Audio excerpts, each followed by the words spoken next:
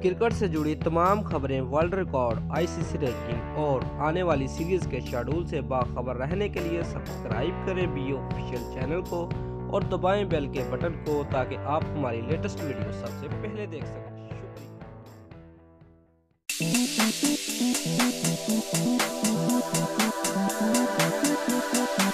Viewers, Quetta gladiator के star गैर मुल्की क्रिकेटर दूसरी दफा पाकिस्तान ना आने पर शर्जील खान ने दिलचस्प खबर और कहानी सुना दी।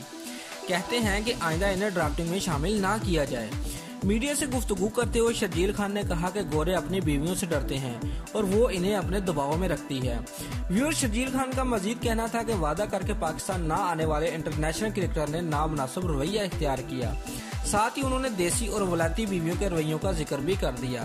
उन्होंने कहा कि गोरे अपनी बीवियों से डरते हैं जबकि यहाँ हम बीवियों को दबाव में रखते हैं। व्यूअर, शर्जील खान का कहना था कि शेन वाटसन ने पाकिस्तान आने के लिए रजामंदी जाहिर कर दी थी, ताहम उनकी फैमिली की जानिब से उनको मना कर दिया गया, इसलिए वो पाकिस्तान नहीं आए।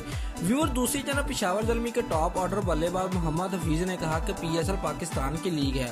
उम्मीद और दुआ है कि ये जल्द पाकिस्तान आए जिससे रौनकें बहाल हो।